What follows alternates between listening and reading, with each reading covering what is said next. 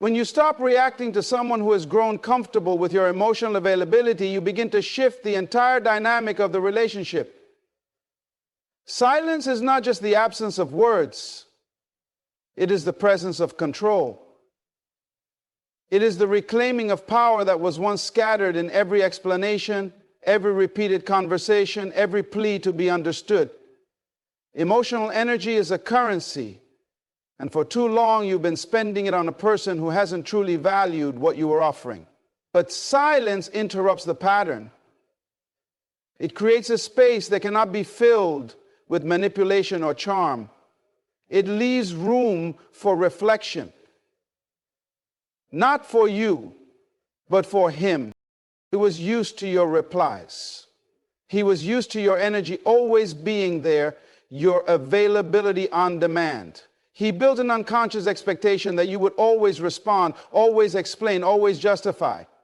And each time you did, you trained him to believe that no matter how he treated you, you would still be emotionally present. But when you fall into silence, not with resentment, not with passive aggressiveness, but with clarity, you dismantle that belief. You stop the cycle. You send a new signal that you are no longer entertaining low vibrations. You are no longer allowing your peace to be disturbed.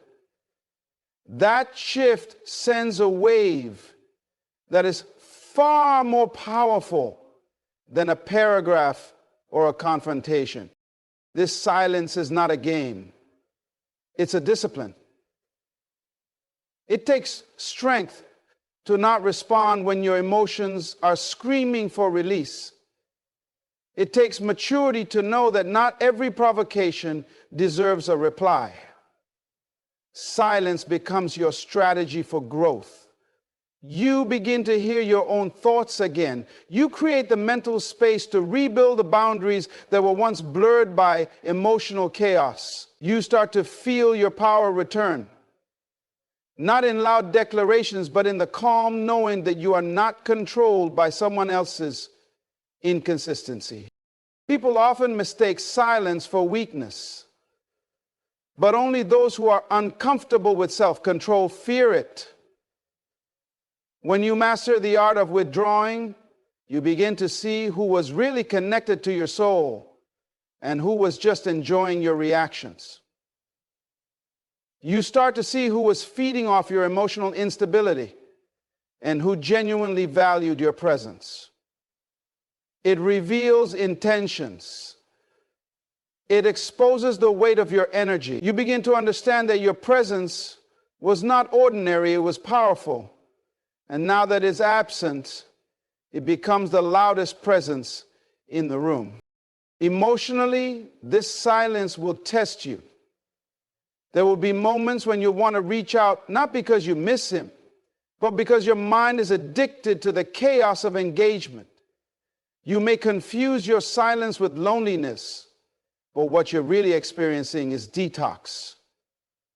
You're not lonely, you're just unlearning your addiction to being constantly available to someone who treated you like an option. And that withdrawal is painful because it forces you to sit with your emotions without projecting them onto someone else. But once you pass through that discomfort, you'll emerge stronger, wiser, and more grounded in your worth. Ignoring someone who thrives on your emotional response is not cruelty. It's clarity. It's the realization that not everyone deserves your energy, your time, or your words. It's the acceptance that silence often speaks louder than any explanation. You don't owe him a final text. You don't owe him closure. Your silence becomes the closure. Because real closure isn't about them understanding what they did. It's about you understanding what you won't tolerate anymore. That understanding allows you to disengage without guilt. It allows you to step back without fear. You become unbothered, not because you've hardened your heart, but because you've elevated your standards. When you finally go silent, something powerful happens inside him too. He notices, he senses the void. And because silence leaves space for the mind to wonder, he begins to wonder. Why aren't you responding? Who are you with? What changed? That curiosity born out of your absence becomes the seed of pursuit. But that pursuit is no longer your concern. You're not being silent to make him chase. You're being silent to find yourself again. The chase is just a byproduct of your restored dignity.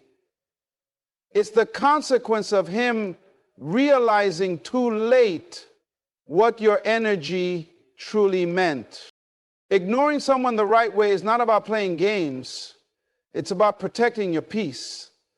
It's about stepping back from anything that disturbs your emotional balance. It's about not allowing someone else's inconsistency to create instability within you. Your silence becomes the wall between your peace and their chaos. It creates a boundary that doesn't need to be explained. It is simply felt. And once that silence settles in, once you've mastered the art of not reacting, you begin to experience something rare: freedom, emotional freedom, mental clarity, spiritual realignment. You're no longer attached to his validation or driven by the need to be seen. You see yourself now. You hear yourself now. People chase what they don't fully understand. Curiosity is a natural instinct deeply rooted in the psychology of human behavior, and nothing triggers it more than emotional distance. When you stop showing up in the same predictable way, when you no longer respond instantly, no longer initiate conversations, no longer seek his attention, you disrupt the pattern he's become comfortable with. This shift doesn't just create space, it creates intrigue. It makes him wonder why the energy he once counted on is no longer available. And in that wondering, he begins to seek what he once took for granted. Detachment is not about bitterness or revenge. It's about releasing control in order to regain it. When you step back and focus on your inner world, you become unpredictable in the best way possible. You're no longer part of his emotional routine. You no longer feed the part of him that craves being chased, validated, or constantly reassured. That interruption causes discomfort in him because the mind doesn't like open loops. It wants answers, and your silence gives him none. It triggers an internal chase, a desire to close the gap and resolve the uncertainty you've now created. You see, most people think that by giving more, explaining more, trying harder, they'll be loved more. But the truth is, people don't value what's always within reach. They crave the unavailable. They are drawn to what they don't understand. When you detach, you stop participating in his emotional economy. You no longer spend your time trying to prove your worth, hoping he'll notice you. Instead, you begin investing that energy into yourself. And that shift changes everything. Suddenly, he's not sure where he stands. He's no longer the one in control of the emotional dynamic. That loss of control makes him pursue what he once ignored. This detachment doesn't require dramatic exits or emotional declarations. It's subtle, it's quiet, it's internal. You respond slower. You don't explain yourself. You stop asking questions that reveal your emotional investment. You create a calm distance that is felt more than seen, and the power in that stillness is undeniable. It forces him to reflect on his behavior. It makes him evaluate his own actions, because when the emotional mirror you once held up for him disappears, he's left alone with his own reflection. And often, that's when he starts to see what he never appreciated. By not reacting, you give him space to realize your value on his own terms. And that realization always hits harder when it's self-discovered, not forced. He begins to replay old conversations. He starts to reread your messages. He remembers your tone, your kindness, your patience. The very things he once overlooked now become rare treasures in his memory. But you don't need to know when or how this happens. That's not your job anymore. Your job is to remain still, to remain detached, to focus on becoming so whole within yourself that you no longer seek healing through his recognition. This is where the transformation begins, not in him, but in you. You stop craving the outcome. You stop needing the reaction. You start understanding that your power was never in how much you gave. It was in how deeply you could withdraw and still maintain your sense of self. That detachment creates magnetism. Not the kind that begs for attention, but the kind that radiates from inner peace. And he will feel that. People always feel it when you emotionally disconnect. The air shifts. The energy cools. The silence becomes heavy. And that heaviness pulls at him more than your words ever did. He will wonder if you've moved on. He will imagine someone else receiving the attention he used to get. He will question why you're no longer trying, no longer asking, no longer showing signs of interest. And in that questioning, he starts to chase not just you, but the feeling of being desired, the memory of being seen. But by the time he's ready to come forward, you'll be further ahead, mentally, emotionally, spiritually, because detachment doesn't just make them chase, it gives you clarity. It reveals how much you were carrying. It teaches you what real peace feels like and what it costs to protect it. You no longer operate from a place of fear. You're not afraid to lose someone who couldn't see your worth when it was being handed to them daily. You're not afraid to be alone, because you've discovered that being whole in your solitude is more fulfilling than being half loved in his presence.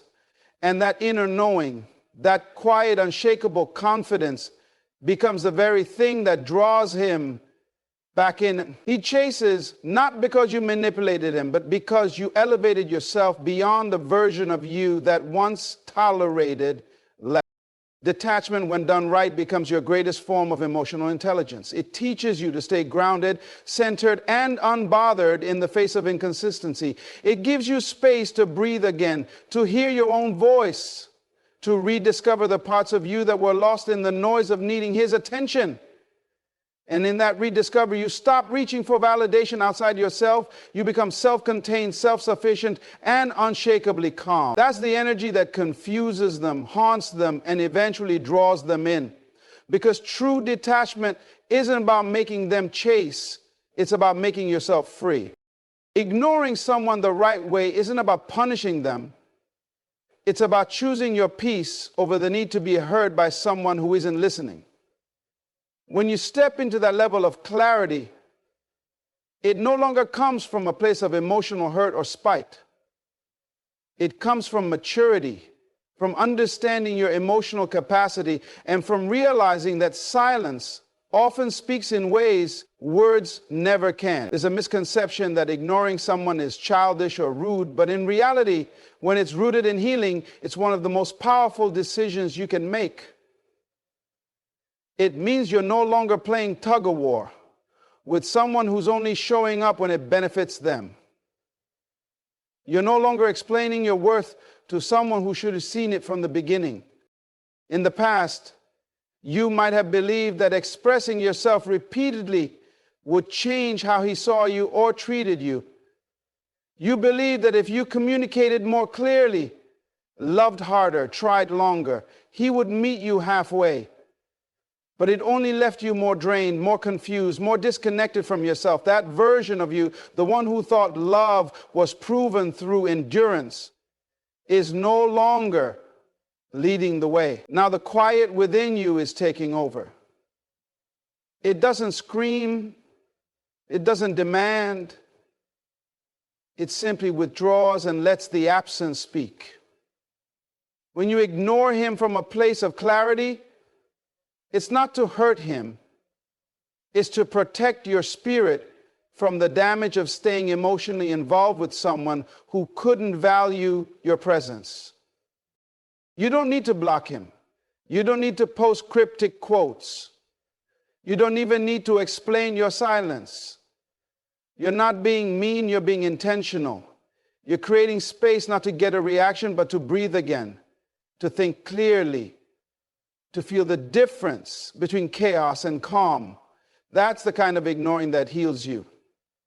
It's not the silence that says, I'm waiting for you to notice. It's the silence that says, I finally noticed myself. Recognize now that peace isn't found in making someone see your worth. It's found in knowing it yourself and acting accordingly. Ignoring him isn't cold, it's controlled. It's choosing to not spend another ounce of energy on conversations that go in circles. It's choosing to not relive disappointment every time he fails to meet you with the same effort. It's choosing to stay quiet rather than argue for your importance. When that choice comes from awareness, not anger, it changes you. You become more observant.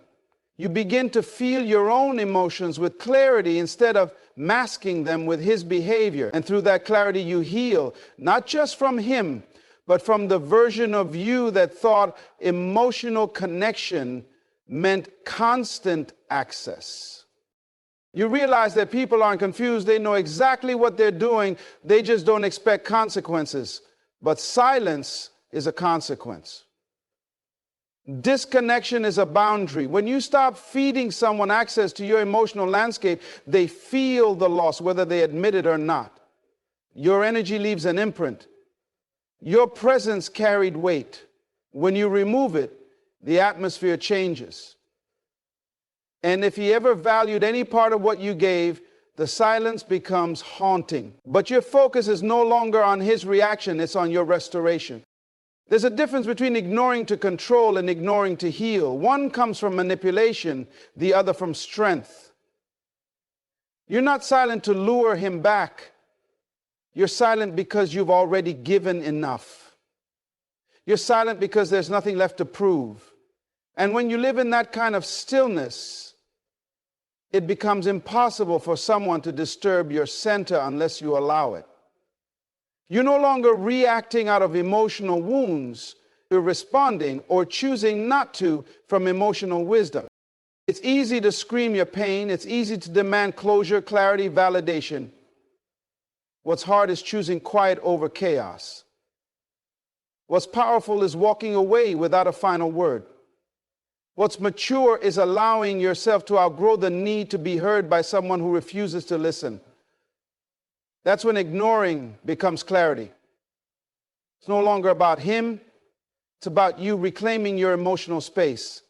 You begin to see that not everyone deserves access to your vulnerability. You start conserving your energy like the precious resource it is. This version of you no longer begs for change. She becomes the change. She doesn't argue anymore. She observes. She doesn't react anymore. She reflects. And she understands that ignoring doesn't make her less loving. It makes her wise. Because now she knows where to place her love. She knows how to protect her peace. She knows that her presence is not to be wasted on someone who can't recognize its value without being reminded. That kind of clarity is rare. That kind of power is silent. That kind of emotional discipline becomes a lifestyle. You carry it into every interaction. You radiate it without words. And you attract not just attention, but respect. Redirecting your focus to self-expansion is not just a strategy, it's a transformation. It's a shift from external validation to internal alignment. It's the moment when you stop asking, why doesn't he care? And start asking, why did I stop caring about myself? That question becomes the seed of power. It takes root in the silence, in the space you've created by ignoring what no longer serves you. While he's wondering where your attention went, you're pouring it back into the foundation of your life. Your mind becomes sharper, your heart becomes stronger. You no longer wait for someone else to recognize your value. You begin to build a life that reflects it. Without permission, without apology. As you detach emotionally, your vision becomes clearer. You begin to notice the parts of yourself that were neglected while you were trying to maintain a connection with someone who gave you confusion in return. The energy that once went into decoding his mixed signals is now directed toward your goals, your healing, your growth.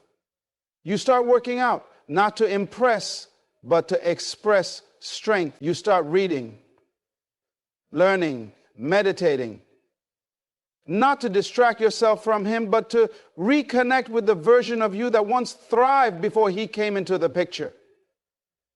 You remember the dreams you shelved, the hobbies you paused, the brilliance you dimmed, just to make space for his inconsistency. This is the moment you reclaim that space and fill it with intention. You begin to understand that the most attractive energy in the world is a woman who is deeply invested in herself. Not because she's trying to make someone jealous. Not because she's using growth as a weapon, but because she has finally remembered who she is and who she refuses to be again. There is a glow that comes from a woman who no longer depends on attention to feel alive. That glow is magnetic.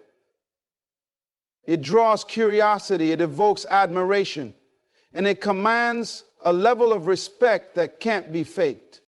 He will notice it. He'll see it in the way you no longer reach out, the way you laugh more freely, the way your silence speaks volumes without sounding bitter. He'll see it in your social presence, in the calmness of your eyes, in the elevation of your energy. But by then, you're too far gone emotionally to shrink back into the version of yourself that waited for breadcrumbs. Because as you grow, you start to see the difference between attention. You begin to understand that real love doesn't come from being available all the time. It comes from being whole and choosing to share that wholeness with someone who deserves it. You stop seeking closure from someone who never gave you clarity in the first place. You realize that your healing isn't about getting answers from him. It's about creating answers within yourself. You now know that the time you spent trying to fix a broken connection was never a waste. It was a lesson. It was preparation for this version of you that rises without resentment, flourishes without permission, and chooses silence not as a weapon, but as a boundary. And that boundary becomes the soil in which you plant new seeds of ambition, of peace, of self-worth. Self-expansion isn't glamorous at first. It's quiet, it's lonely, it's often filled with moments where you question whether you're healing or just hiding. But as the days pass, you begin to see the difference. You notice how little you think about him. You realize how often you smile without needing someone else to be the cause. You catch yourself dreaming again, planning again, believing again. And that's when you know it's working. You are coming back to life. Not the life you lived in reaction to someone else's presence, but a life built in alignment with your soul.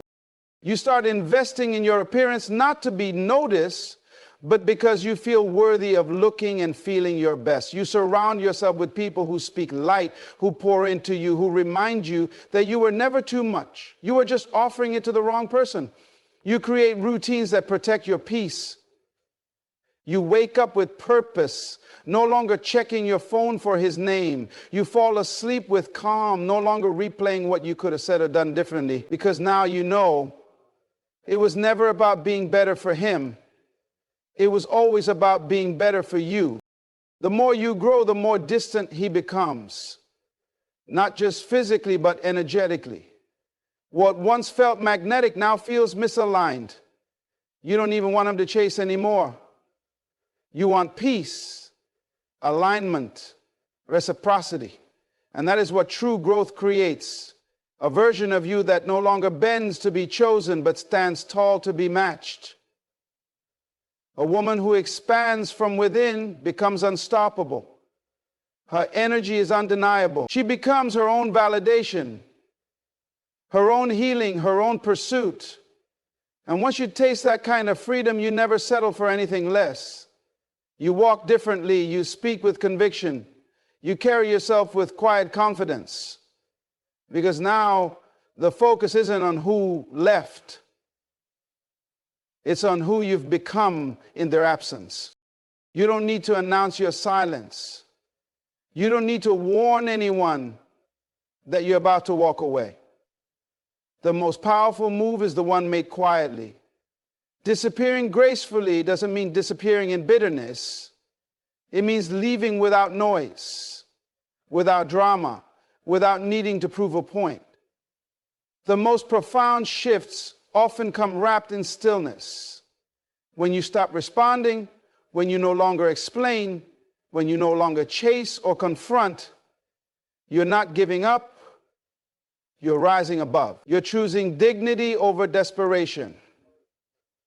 You're choosing peace over performance. And that choice changes the entire energy around you. There's a unique power in quietly removing yourself from the life of someone who is never consistent with their presence. It shakes their world in ways your words never could. When someone gets used to your emotional availability, your messages, your check-ins, your efforts, they begin to see your presence as a given. They stop appreciating the space you hold, the support you offer, the softness you bring. But when that presence is withdrawn without a word, the shift becomes undeniable. It forces them to notice the silence they created, not the noise they used to ignore. The absence becomes louder than your presence ever was. He may not realize it at first. In fact, at first he might feel relief. He might assume that your silence means you finally stopped caring. And that's fine. Let him. Because your silence isn't about his assumptions. It's about your transformation.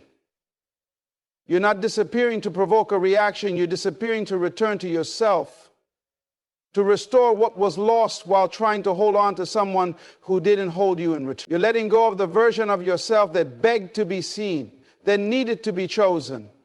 And you're choosing you instead. You don't need to explain that you're growing. You don't need to make a statement on your self-worth. Growth is not loud. It's not reactive. It's calm. It's firm. It's rooted in awareness. When you leave quietly, you leave behind the chaos. You rise above the emotional instability and create a life of your own design.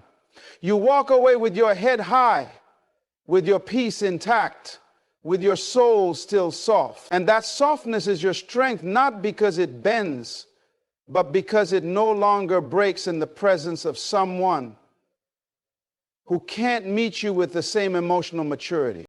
Disappearing gracefully means understanding that some people will only hear your silence. They won't hear your words, your tears, your arguments, but they will feel your absence. They will notice when your energy is no longer feeding their ego. They will look for your name in their messages, your reactions to their posts, your presence in their day, and it won't be there. Not because you're playing games, but because you've evolved, because you've realized that constantly explaining yourself to someone who refuses to understand is a form of self-abandonment. When you stop giving them warnings, when you stop declaring your boundaries and instead just enforce them quietly, something shifts. You take back your power. Not by force, but by detachment, by choosing not to engage, by refusing to continue rehearsing the same emotional drama. You're not ghosting, you're healing. You're making room for peace. You're stepping into the part of you that doesn't need to defend your worth to be valid. And in doing so, you confuse the very people who relied on your emotional dependency They don't know how to process your silence because they were addicted to your reaction. He may reach out eventually. He may try to stir the pot, provoke you, re-enter your space just to see if he still has access.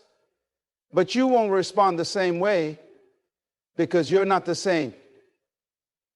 You've changed.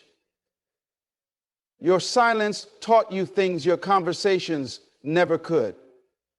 You've learned that not all closure is verbal. Some closure comes from silence, from stillness, from choosing not to go back to what broke you. You've grown into the kind of woman who values peace over attention, who chooses solitude over settling, who walks away not because she's weak, but because she finally understands her strength. There is elegance in the quiet exit. No burning bridges, no emotional breakdowns, just stillness, just disappearance, just the sound of boundaries being honored without fanfare. And that silence will echo. It will linger in the spaces where your laughter used to live, in the conversations where your voice once filled the silence, in the patterns where your energy used to show up consistently. But now, you're gone. Not with resentment, but with resolve. You didn't make a scene, you made a choice. A choice to no longer be where love had to be begged for. A choice to no longer explain your worth. A choice to no longer offer your presence where it was treated like an option. And the beauty of disappearing gracefully is that it's final without needing to be loud. It leaves no door open for confusion. It creates a clear, unspoken boundary. And it frees you. It frees you from the loop of emotional chaos. It frees you from the pressure to always be available. It frees you from the noise that drowned your own intuition. In that freedom, you don't just find peace. You find yourself, the real you, the whole you. The version of you that doesn't chase love but attracts it effortlessly. Because she no longer begs. She no longer explains. She simply walks away when it's no longer right and lets the silence speak the truth. Healing the need for validation is the most liberating and powerful transformation you will ever go through. It's not easy because from childhood, many are taught to measure their worth based on how others respond to them. Approval becomes a form of emotional currency. And when it's not received, anxiety, self-doubt, and overcompensation begin to take root. This emotional programming follows you into adulthood, into relationships, into the way you show up for others, especially those you desire. The need for someone's validation makes you chase them emotionally, not because you truly want them, but because you want to feel wanted. You crave confirmation that you are enough, and in doing so, you hand over your emotional thermostat to someone else. But when you begin the process of healing that need, everything changes. You stop chasing closure. You stop needing explanations. You stop looking for signs that you matter. Instead, you begin to define yourself by your own standards. You start waking up with a new question. Not why doesn't he care about me, but why did I let his opinion become the measure of my value? That question starts the unraveling. It peels away layers of neediness disguised as love, emotional dependence disguised as connection. You realize that you never needed him to validate you. You needed to feel secure in yourself, and you were outsourcing that responsibility. When you detach from needing someone to tell you who you are, a shift begins inside your spirit. You start reclaiming the pieces of yourself that were scattered across every unanswered message, every ignored call, every moment you felt invisible in his presence. You stop reaching out, not to punish him, but because you don't need a reaction to feel real anymore. You don't need to be seen by him to feel like you exist. Your sense of self is no longer borrowed from someone else's attention. It is now rooted in your own presence, your own awareness, your own stillness. Healing that validation wound allows you to finally understand that love is not proven through sacrifice. You stop overextending yourself just to keep someone emotionally interested. You stop twisting into different versions of yourself, hoping that one of them will be enough to make him stay. You stop begging for attention because you realize your worth is constant even when no one is clapping, even when no one is texting, even when no one is watching. You begin to build a relationship with yourself that no longer needs mirrors to reflect your beauty. You already see it. You already feel it. You already believe in it. The moment you no longer seek his reaction is the moment you reclaim your power. The way he responds or doesn't no longer affects the direction of your emotions. He becomes background noise, not because you're bitter, but because your internal world has become so rich, so focused, so nurtured, that the lack of external response can no longer touch you. You're not empty. You're full of clarity, of vision, of peace. And ironically, that's when he starts to notice. That's when your detachment draws him in. Because people can always sense when your energy has pulled away.